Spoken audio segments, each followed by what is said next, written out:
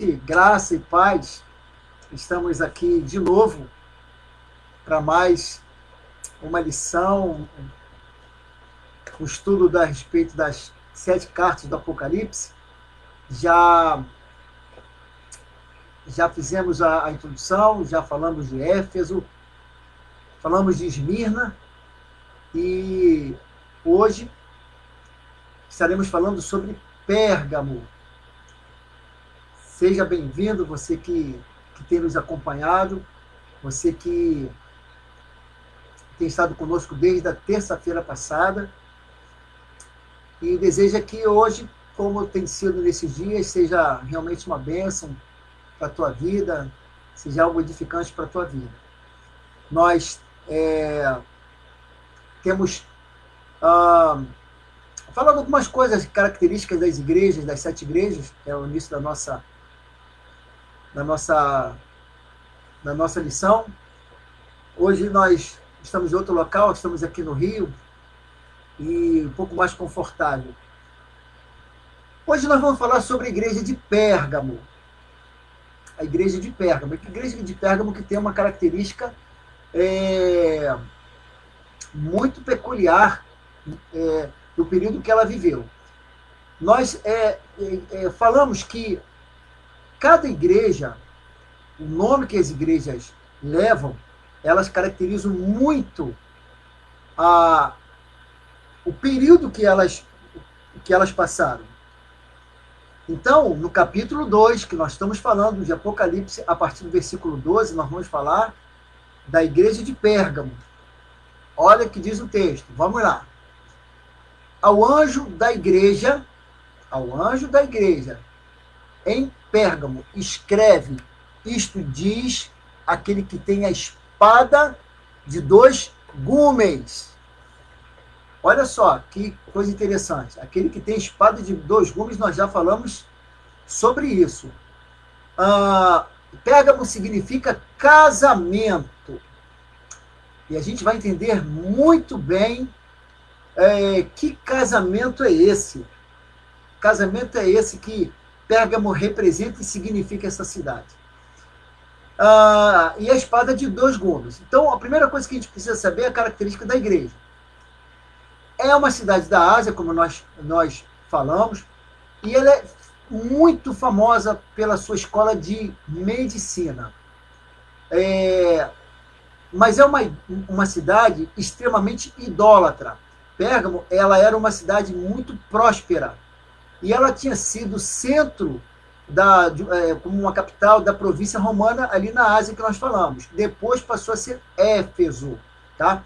Mas ela era muito conhecida pela sua idolatria, tá? O ocultismo estava muito evidente naquele local ali, tá? Eles tinham um prazer muito grande da divinização, principalmente dos Césares romanos, e ali elas vão ter principalmente a adoração a um deus chamado Esculápio, que era o deus da saúde. Ele era muito endeusado. Então a gente sabe que a medicina até hoje, né, é aquela cobrinha enrolada que representa a medicina em função do deus Esculápio. Então quando você vê aquilo ali na medicina, tem tudo a ver com Esculápio, tá? Lá de Pérgamo. E ela vai representar, vimos que Éfeso vai representar o primeiro século até o século 100, e a igreja de Esmirna vai representar a igreja do século 100 até 312. Aí em 313 entra a igreja de Pérgamo. A igreja de Pérgamo, ela vai representar justamente essa igreja no período de 313 até o ano 600. Então é um grande período também, tá?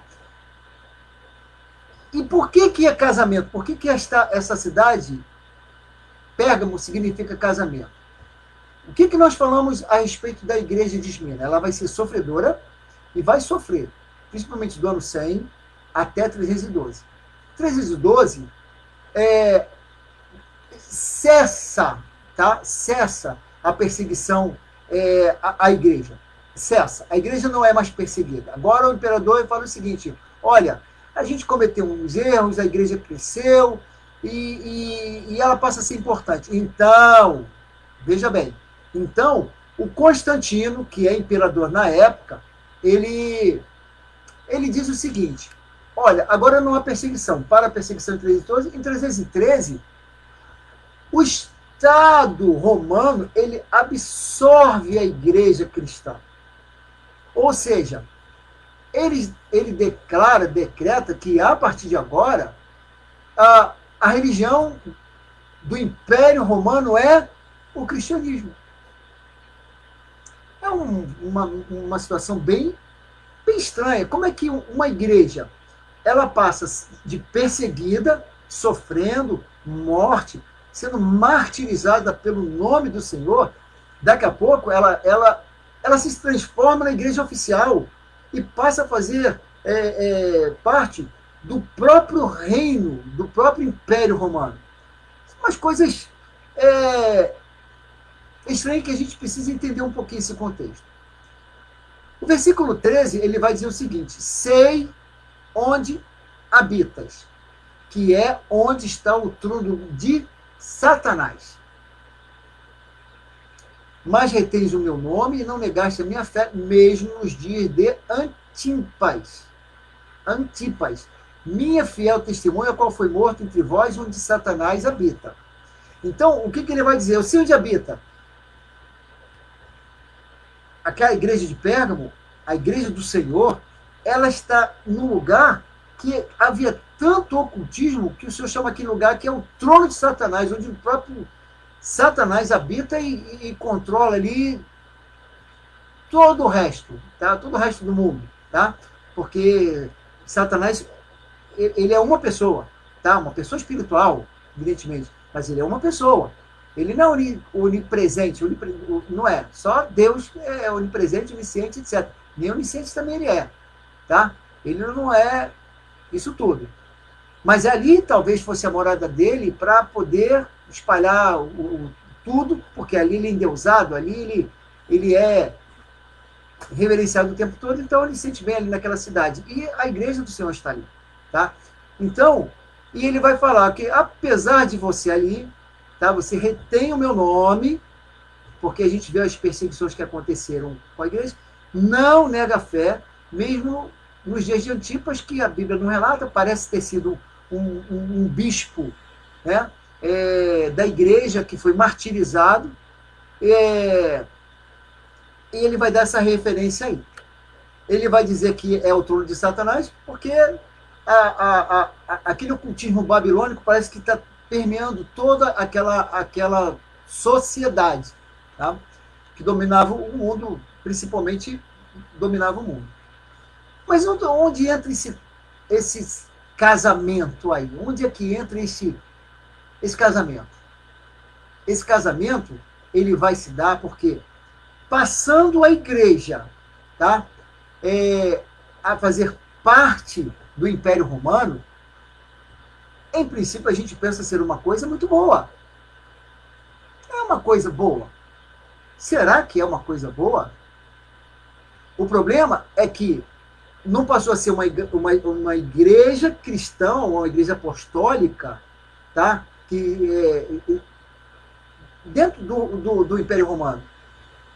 A igreja acabou absorvendo todo o aparato romano. Inclusive, ela agora tem um nome. Antigamente, os cristãos eram conhecidos como os do caminho. Agora, eles são conhecidos como católicos, que significa universal, apostólico, porque vem dos apóstolos, romano. Então, a igreja católica apostólica romana.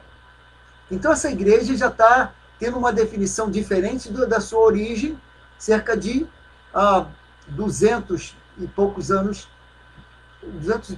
atrás.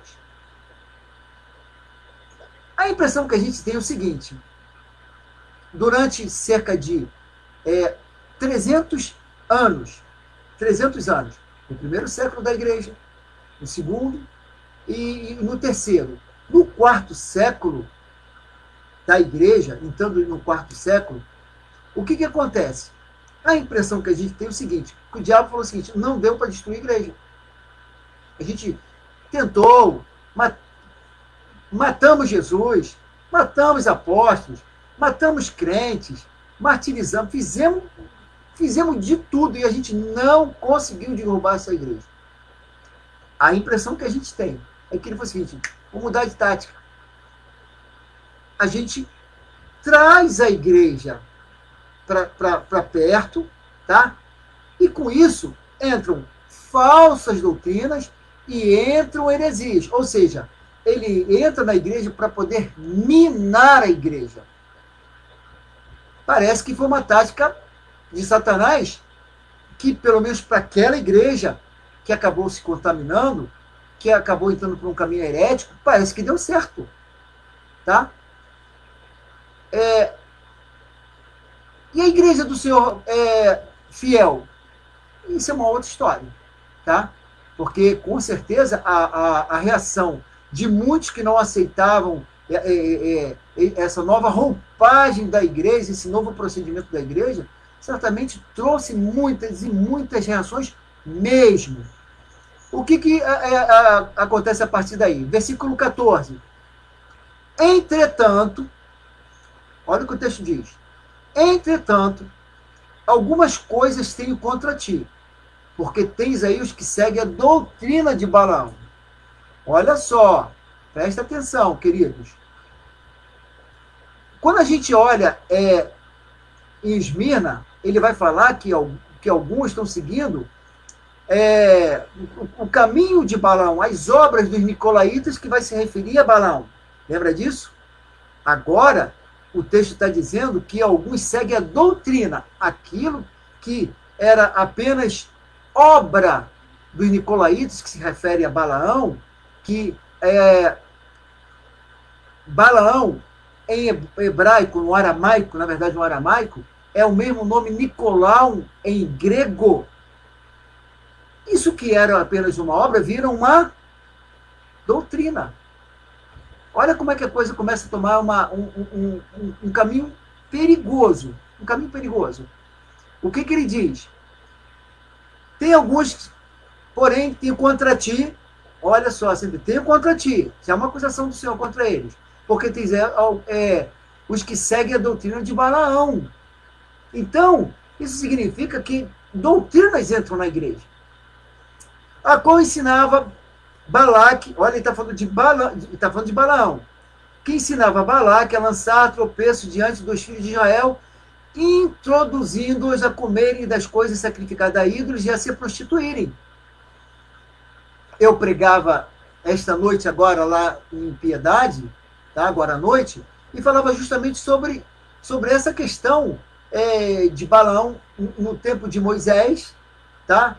O povo estava a dias de poder entrar na Terra Prometida, estava bem a dias ou meses, mas estava num tempo que não levava muito tempo para chegar à Terra Prometida. Esse camarada aparece, esse camarada chega através de midianitas para poder lançar maldição sobre o povo de Israel, porque eles tinham medo.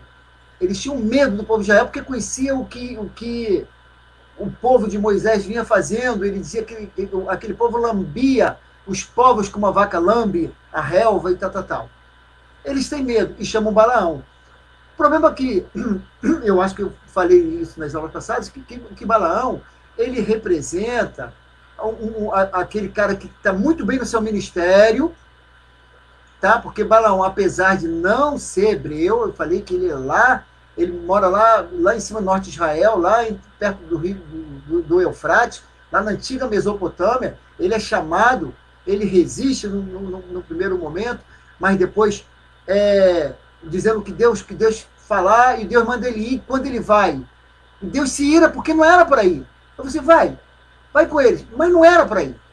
E quando a gente vê aquela história da mula, que ele quer passar, a mula não vê, porque a mula está vendo um anjo com a espada na mão lá, e quando o anjo põe a espada na mão é porque vai morrer gente. E ele até que finalmente a mula fala com ele, é fato, isso não é historinha, isso não é continho da carochinha, isso é fato. Deus faz acontecer o que ele quiser, ele faz mula falar, tá? E a partir daí, pelo menos a gente crê nisso, tá? Então, a partir daí, o Senhor abre os olhos dele, ele vê o anjo e depois o Senhor manda ele seguir.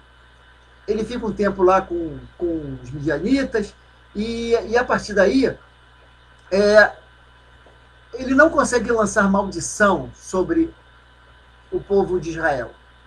3 vezes ele não amaldiçoa, ele abençoa. E o camarada fica muito irritado com ele, até que ponto diz, você podia ter ficado rico, cara. Você podia ter ficado rico de ter amaldiçoado aquele povo, não te custava nada. Não, eu falei que só falaria aquilo que o Senhor me disser.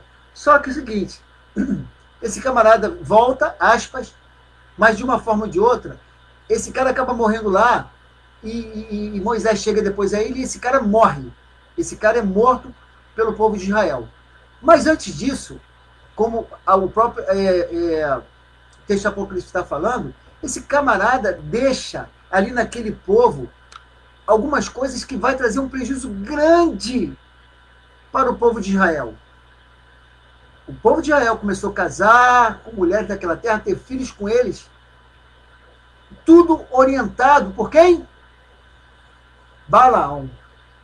Balaão. O problema é que as consequências são terríveis. O Senhor fala o seguinte, entre lá, mate todo mundo, mate as mulheres que se deitaram com os homens, mata todo mundo, só fica as mulheres que não se deitaram com os homens.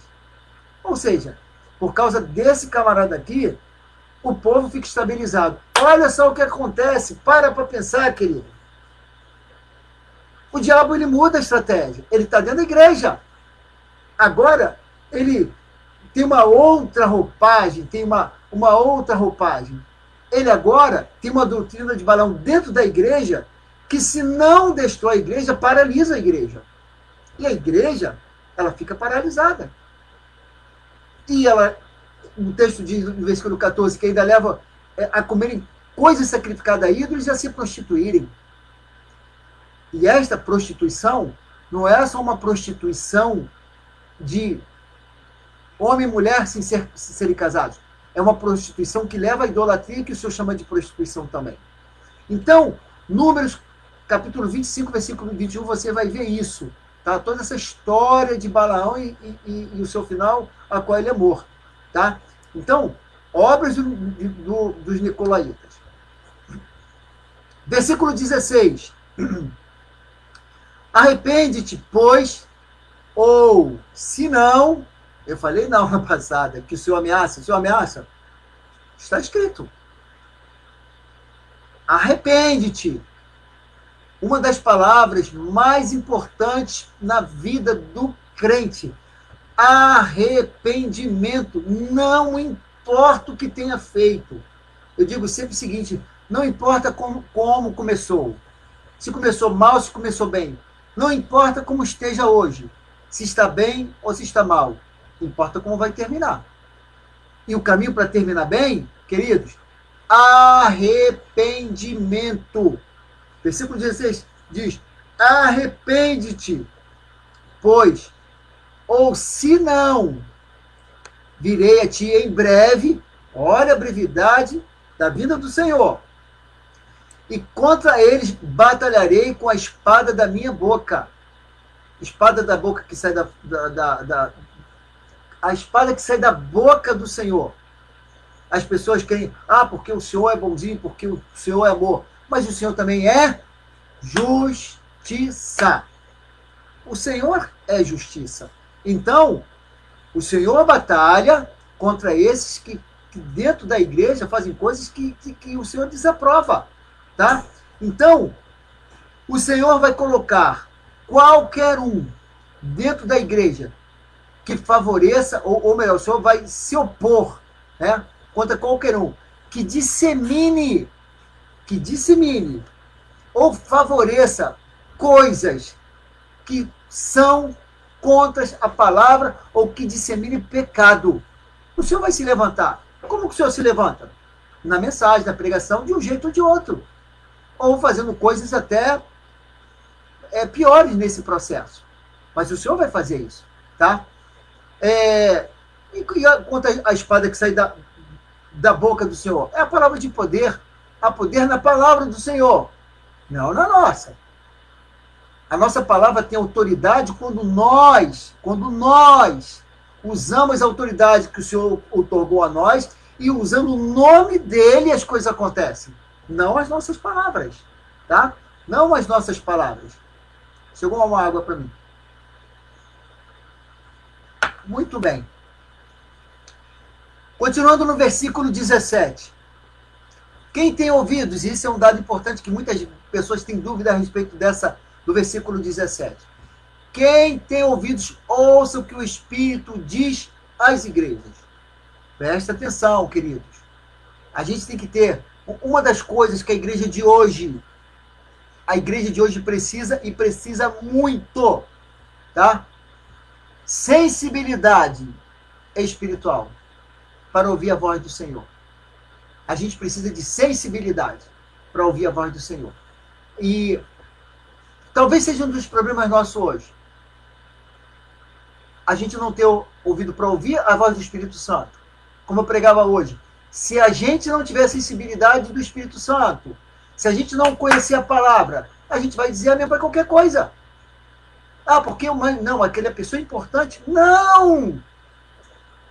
Você vai dizer amém porque você tem o Espírito que testifica você com essa palavra que vai te orientar e vai dizer se aquilo ali está escrito ou não. Veja bem, quem tem ouvidos, ouça o que o Espírito diz às igrejas. Ao que vencer, darei o maná escondido. Maná escondido. Olha o que é o maná escondido. O maná, o que é o maná? Maná era aquele alimento que o povo de Israel, ao atravessar o Egito para a terra prometida, era o alimento que o Senhor dava a eles diariamente. Todos os dias tinha o maná. Não faltava maná.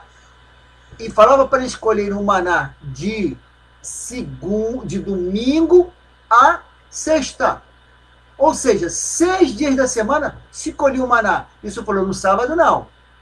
Porque se alguém colhesse o maná, e guardasse para outro dia, chegava lá e estava podre. Mas no 6º dia, que era sexta-feira, eles pegavam em dobro.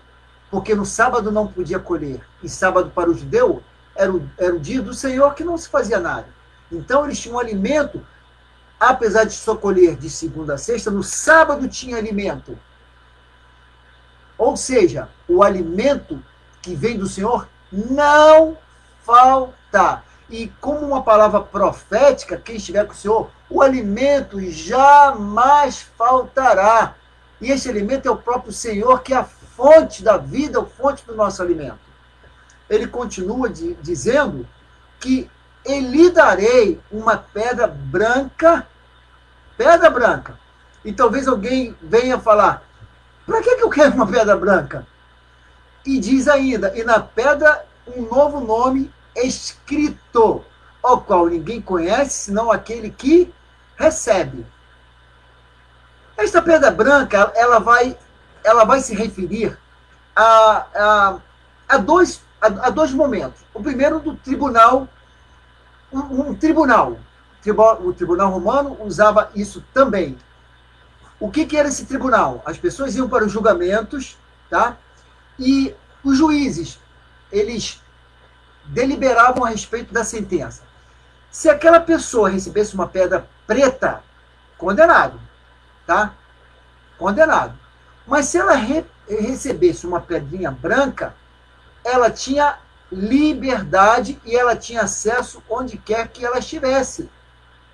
Qualquer lugar que ela fosse, ela teria uma pedrinha branca que fala o seguinte, olha, eu cometi, mas eu fui julgado e eu fui absolvido daquilo ali.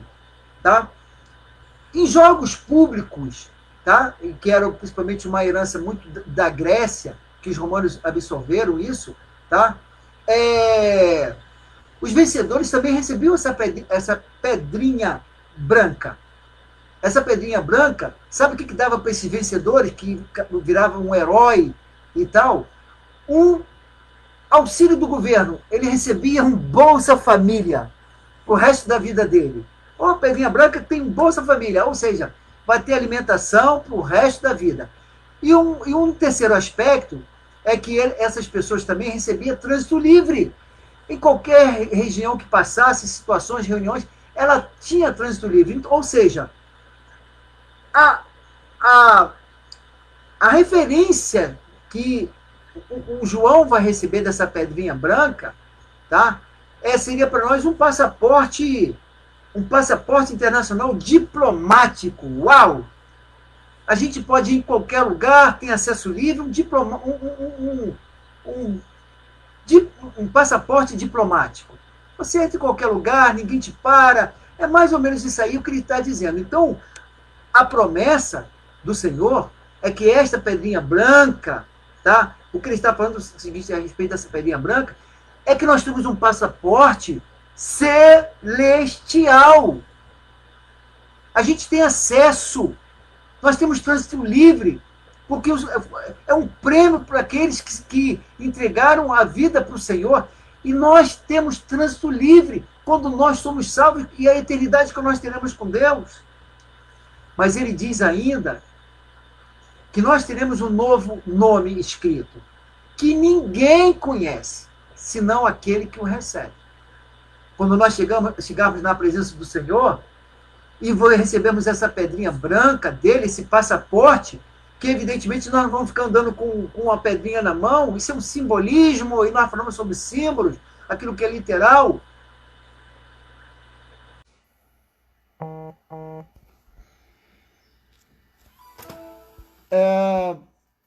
Eu voltei aqui, eu tive um problema técnico aqui e voltei para a gente fazer o fechamento da nossa lição. Não sei quanto eu tive que terminar, parece que a minha imagem estava aparecendo e o som, só que eu via como travado aqui. Mas não importa, vamos apenas terminar esse... vamos terminar esse assunto que a gente... Que já estávamos bem no finalzinho, tá? Eu sei que tecnologia, computador, mídia, essas coisas acontecem e a gente vai melhorando, vai aprendendo um pouco mais. Mas então, queridos, para a gente terminar esse assunto a respeito da igreja de Pérgamo, falamos da pedra branca, o que ela representa, né? E já estamos quase terminando falando a respeito desse nome que ninguém conhece, só o Senhor conhece.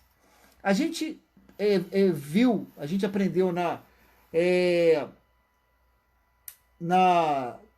durante toda a Bíblia, o Senhor trocando o nome das pessoas, né? Como trocou o nome de Abraão, acrescentou mais um A, de Sarai para Sara, de Abrão para Abraão, e Pedro chamou ele de Simas e tal. Pedro, vários nomes, a gente vai vendo algumas trocas com grande sentido. Esse sentido. Aqui, o texto diz que nesta pedra, nesse passaporte, tá? Nesse passaporte, esse passaporte diplomático, que nós vamos chamar de passaporte celestial, o Senhor vai botar um nome. Vai botar um nome. Que nome é esse? Eu não tenho uma ideia. Porque o texto diz que só ele conhece esse nome. A Bíblia diz, e nós aprendemos, sabemos que o Senhor nos conhece pelo nome. O Senhor nos conhece pelo nome. Mas ele tem um nome para nós muito especial. E por que ele vai fazer isso? Querido, não sei. E por que vai ser um nome que só ele sabe? Também não sei. E quem me disser, me informe, porque a Bíblia não fala por que ele vai dar um nome. O certo é que o Senhor ele vai nos dar um novo nome. Hoje, o Senhor nos conhece pelo nosso nome. Porque nós estamos numa dimensão terrena, agora, na dimensão espiritual, o Senhor sabe por que ele vai nos dar um novo nome. Nesse passaporte celestial, que é essa pedrinha branca, ela tem que ter um nome. Não é um passaporte que você leva alguém junto, certamente é para dizer o seguinte, olha, para ir para a eternidade, tem que ter um passaporte celestial e tem que ter um nome, o nome que ele vai dar. Porque senão a gente vai achar que vai poder colocar o nome de alguém junto ali. O que o Senhor está querendo ensinar para nós é que salvação é individual. Salvação é individual. Nós não levamos ninguém a reboque. Ninguém a reboque. Pedrinha branca, com novo nome, só será revelado na eternidade com o Senhor. Que você lute pela sua pedrinha branca e nela esteja escrito o nome que o Senhor vai te dar, que só Ele conhece. O Senhor te abençoe.